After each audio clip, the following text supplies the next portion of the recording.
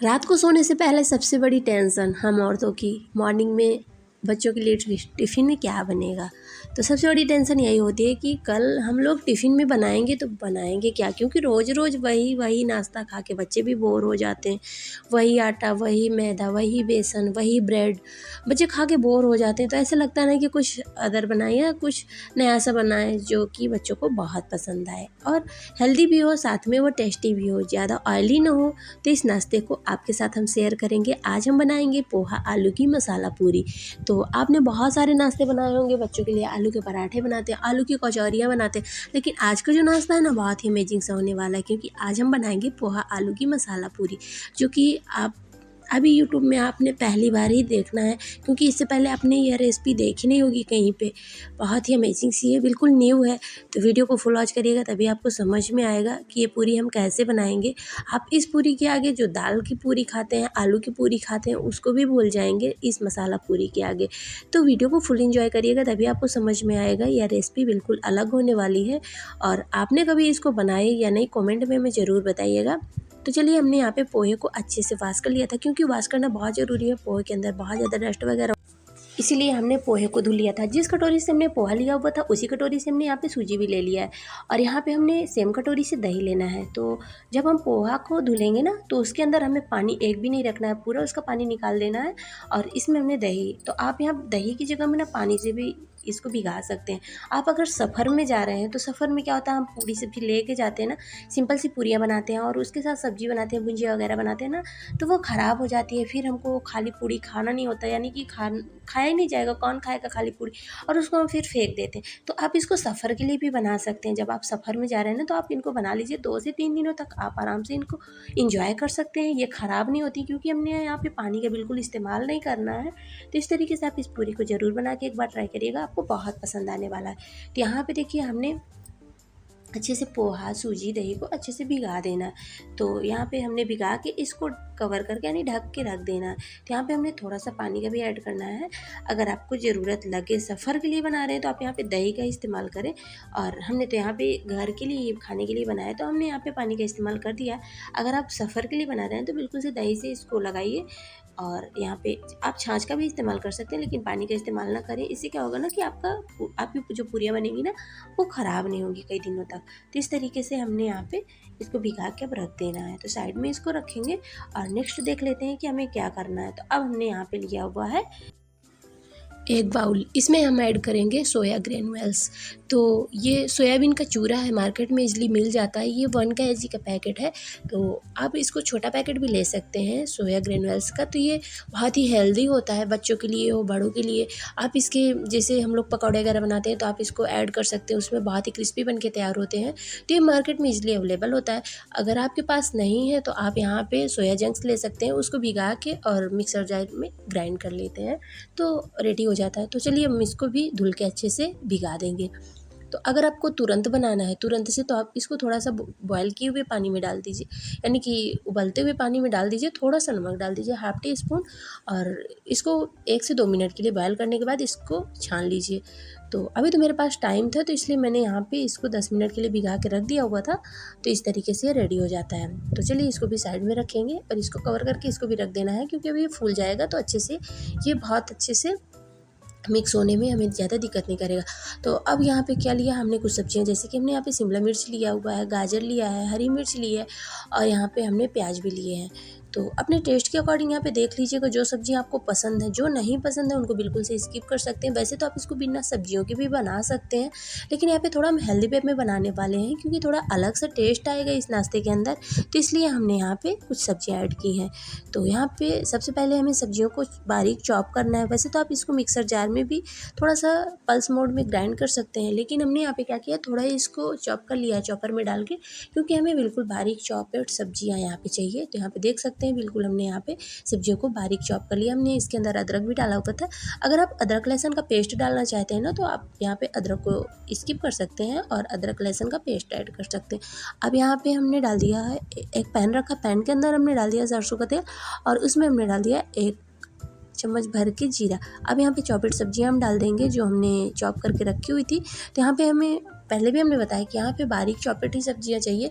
अगर आप स्लाइसेस में कट करके सब्जियां डालेंगे तो फिर आपकी पूरियाँ फूलेंगी नहीं और वो क्रिस्पी नहीं रहेंगी, क्योंकि सब्जियां बड़ी रहेंगी तो आपको फिर बेलने में भी दिक्कत होगी और आपकी पूरियाँ अच्छे से बन नहीं पाएंगी। तो इसलिए यहाँ पे सब्जी को अच्छे से हमें चॉप कर लेना है और सब्जी का बिल्कुल से कच्चापन हमें दूर कर देना है। अच्छे से इसको 2 मिनट के लिए सौटे करना है, बिल्कुल से इसका कच्चापन दूर हो जाए, तभी हमारा नाश्ता खाने में भी अच्छा लगेगा और कई दिनों तक आप इसको स्टोर भी कर सकेंगे। नहीं तो फिर क्या होगा कि ना, सब्जियों की वजह से, कच्चेपन की वजह से ना आपका नाश्ता ख़राब भी हो सकता है। तो यहाँ पे देख सकते हैं, अब जो हमने सोया ग्रेन्यूल्स भिगा के रखा हुआ था ना, उसको भी ऐड कर देंगे और इसको भी अच्छे से भून लेंगे। इसका भी कच्चापन दूर करेंगे। इससे क्या होता है ना कि इसका कच्चापन एकदम से दूर करने से क्या होता है कि इसमें टेस्ट बहुत अच्छा आता है। बहुत अच्छे से इसको भूनना होता है।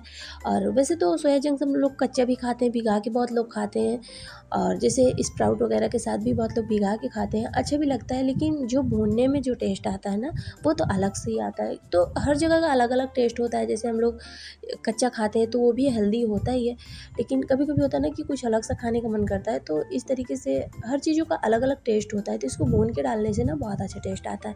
और इसके आप पकौड़े वगैरह भी बना सकते हैं। और इसमें जैसे आप कोफ्ते वगैरह बनाना चाहते हैं तो इसके कोफ्ते भी बहुत अच्छे बनते हैं। तो एक बार ट्राई करिएगा। जैसे आप लौकी के कोफ्ते बनाते हैं उस टाइम पे भी आप इसको ऐड कर सकते हैं भिगा के, बहुत अच्छा मैजिक से टेस्ट आएगा।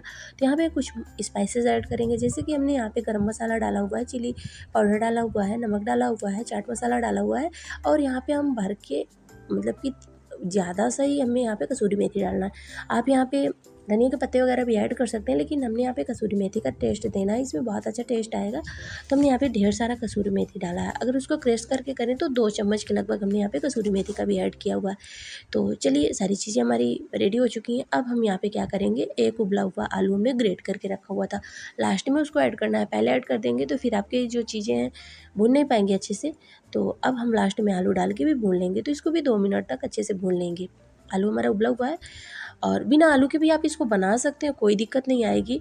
आपका जो नाश्ता बनेगा बहुत ही टेस्टी बनेगा। लेकिन हमने यहाँ पे थोड़ा सा आलू डाल दिया है, क्योंकि हम यहाँ पे पोहा आलू की मसाला कचौरी बना रहे हैं, तो आलू डालना तो ज़रूरी है। तो इसलिए हमने यहाँ पे आलू डाला हुआ है। बगैर आप आलू के भी बना सकते हैं, बगैर आप सोया जंक्स, जो आप हमने सोयाबीन का चूरा ही इसको बोल सकते हैं। तो सोयाबीन का चूरा जो हमने डाला हुआ ना, आप बिना इसके भी बना सकते हैं, केवल सब्जियों से, आलू से। तो टेस्ट अपना है, अपने टेस्ट के अकॉर्डिंग देख लीजिएगा। अब यहाँ पे हमने जो भिगा के रखा हुआ था ना पोहा और सूजी को, इसको देख लेते हैं क्या करना है। तो यहाँ पे हमने इसको भी एक बड़े से बाउल में निकाल लिया हुआ है, क्योंकि अब हम यहाँ पे सारी चीज़ों को ऐड करेंगे। अब हमने जो फिलिंग बना के रखी हुई थी ना, फिलिंग को भी इसके अंदर ऐड कर देंगे। तो इस टाइम पे तो हरी मटर का सीज़न भी नहीं चल रहा, आप यहाँ पे फ्रोजन मटर भी डाल सकते हैं, या तो आप रोस्टेड पीनट्स को भी थोड़ा सा क्रश करके मिक्सिंग जार में डालने के बाद आप थोड़ा सा क्रश करके उसको भी डाल सकते हैं। तो अगर आपको और टेस्टी बनाना है तो बहुत अच्छा लगता है। थोड़ा सा पीनट्स को अगर आप रोस्ट करके डालते हैं ना, बहुत अच्छा सौंधापन इसमें आता है पूरियों में। लेकिन हाँ, पूरियाँ फिर उसके बाद हमारी फूलती नहीं है ज़्यादा, तो इसलिए अगर आपको डालना है तो डाल सकते हैं, टेस्ट बहुत अच्छा आएगा। क्योंकि एक बार मैंने डाल के बनाया हुआ था, बहुत अच्छा टेस्ट आ रहा था, लेकिन पूरियाँ फूल नहीं रही थी, तो इसलिए मैंने इस बार डाला नहीं है। इसलिए थोड़ा देखने में भी नहीं अच्छा लगता, जैसे फूलती नहीं ना। और इस तरीके से अगर बनाते हैं तो पूरी हमारी गुब्बारे जैसे फूलती हैं, तो अच्छा भी लगता है देखने में। और देखिए, हमने स्पून की हेल्प से इसको अच्छे से मिक्स कर दिया हुआ है। और अब हाथों की क्लीन करके अच्छे से हम हाथों से मिक्स करेंगे, क्योंकि जो हाथों से मिक्स करने में बॉन्डिंग आती है ना, वो उस तरीके से नहीं आती स्पून वगैरह से। तो इस तरीके से बहुत अच्छे से बाइंडिंग आएगी और हम हाथों से अच्छे से इसको मिक्स कर देंगे। और यहाँ पे देख सकते हैं इस तरीके से, यहाँ पे अभी थोड़ी सी जैसे हम लोग पूरियाँ इसकी नहीं बना सकते, तो यहाँ पे बहुत अच्छी बाइंडिंग लाने के लिए हम यहाँ पे ऐड करेंगे गेहूं का आटा। तो 3 से 4 चम्मच के लगभग हमें यहाँ पे गेहूं का आटा डालना है। पहले हमने यहाँ पे थोड़ा सा नमक डाल दिया, क्योंकि हमें थोड़ा सा नमक की ज़रूरत थी। हमने सूजी और पोहा के अंदर नमक नहीं डाला हुआ था। तो अगर आपको याद रहे तो आप पहले भी डाल सकते हैं, लेकिन हम भूल गए थे, हमें याद नहीं था कि हमने सूजी और पोहा के अंदर नमक नहीं डाला हुआ था, इसलिए हमने यहाँ पे नमक ऐड किया। नहीं तो हमारे नाश्ते में नमक कम रहेगा तो फिर अच्छा नहीं लगेगा खाने में। आप इसको चाय के साथ भी खा सकते हैं और कभी भी खा सकते हैं, जब आपका खाने का मन करे। बच्चों को टिफ़िन में अगर कुछ समझ में नहीं आ रहा तो आप इसको बना के दे सकते हैं, बहुत अच्छा लगता है खाने में। और साथ में बहुत हेल्दी भी है, क्योंकि हमने इसको सब्जियों से बनाया हुआ है। और यहाँ पे हमने जो सोयाबीन का चूरा होता है वो भी बहुत हेल्दी होता है। तो इस तरीके से आप बनाएंगे तो पूरियाँ हेल्दी भी होंगी और अच्छा भी बहुत लगेगा खाने में। कुछ टेस्ट भी बच्चों के लिए अलग हो जाएगा, डिफरेंट हो जाएगा, कि बच्चों को वही वही नाश्ता पसंद नहीं आता। जैसे कि बच्चे भी बोर हो जाते हैं कि क्या वही वही रोज़ रोज़, तो कुछ अलग सा हम भी कोशिश करते हैं कि बच्चों के लिए कुछ अलग सा बनाएं, ताकि बच्चे भी खुशी खुशी खा लें। क्योंकि बच्चे तो खाने में आनाकानी करते ही हैं, वो तो सबके घरों की प्रॉब्लम है कि बच्चे बहुत आनाकानी करते हैं खाने में। उनको जो चीज़ें पसंद आती है वही वो खाते हैं, जो नहीं पसंद आती को वो खाते नहीं, चाहे जितना जिद करके आप खिलाओ। तो इस तरीके से कुछ अलग बना देते हैं, तो बच्चे भी जो मार्केट का खाने की जिद करते हैं, पकौड़े हैं, समोसे हैं, इडली बर्गर है, तो इस तरीके से आप घर पे बना के देंगे ना, तो बच्चों को थोड़ा सा अलग सा डिफरेंट सा टेस्ट आएगा, तो बच्चे भी आराम से इसको खा लेंगे। तो यहाँ पे आप देख सकते हैं, आपको जैसी थिकनेस चाहिए इसकी, पतली भी बना सकते हैं, मोटी भी बना सकते हैं। ये फूलती बहुत अच्छे से है, तो आप इनको पतली भी बना सकते हैं, मोटी, लेकिन बहुत ज़्यादा मोटी नहीं करना, नहीं तो फिर अंदर से कच्ची कच्ची लगेंगी। और तुरंत से खाना तो ये बहुत क्रिस्पी रहती हैं, चलिए अच्छा, लेकिन जब इसको आप रख देते हैं ना ठंडा होने के लिए, तो फिर बाद में आपको कच्ची लगेंगी, क्योंकि इसके अंदर हमने आलू जो डाला हुआ था ना, तो आलू की वजह से सॉफ्ट हो जाती हैं। तो इसलिए अगर इनको ज़्यादा क्रिस्पी रखना चाहते हैं तो थोड़ा पतली ही बनाएंगे तो अच्छा रहेगा। तो इस तरीके से सारी पूरियाँ हमारी फूलती हैं, तो हम बगैर कट के आपको दिखाएंगे, हमारी पूरियाँ सारी फूलेंगी और सारी गुब्बारे की तरह फूलती है, बहुत अच्छी लगती है देखने में। तो यहाँ पे देखिए कोई पीसना नहीं है कि हमें घंटों कुछ भी खाना है, घंटों पीसना है। और सबसे ज़्यादा ये बच्चों के टिफ़िन के लिए एनर्जी से भरपूर नाश्ता है, बच्चे दिन भर एनर्जेटिक महसूस करेंगे। और आप इसमें बहुत ज़्यादा सब्जियाँ ऐड कर सकते हैं। जो बच्चे सब्जियाँ नहीं खाते हैं ना, जो सब्जियाँ बच्चों को नहीं पसंद है, वो सब्जियाँ भी आप इस नाश्ते के थ्रू बच्चों को खिला सकते हैं। बच्चे आराम से खा लेंगे, उनको पता ही नहीं लगेगा कि हमने जो सब्जियाँ इसमें डाली हुई हैं वो उनको खुद से पसंद ही नहीं है। तो इस तरीके से आप इस नाश्ते को बना सकते हैं। और मॉर्निंग में अगर आपके पास टाइम कम है ना, तो मॉर्निंग में इसको ईज़िली बना सकते हैं। 10 से 15 मिनट में आप इसको आराम से बना सकते हैं। कोई झंझट नहीं है, कोई मेहनत नहीं है, कोई खर्च नहीं है। वैसे भी हम लोग मॉर्निंग में पूरी वगैरह बच्चों के लिए बनाते ही हैं। तो इस तरीके से सब्ज़ी बनाने की भी झंझट नहीं है। आपके पास अगर उबले आलू हैं तो डालिए, नहीं है तो आप इसको ऐसे भी बना सकते हैं, कच्चे आलू से भी बना सकते हैं। तो इस तरीके से बहुत ही आसानी से आप इन पूरियों को बना सकते हैं। और अक्सर ही हम आपके साथ ऐसी आसान सी नाश्ते की रेसिपी हमेशा ही शेयर करते हैं, जो कि ईज़िली हम घर पे बना सकें।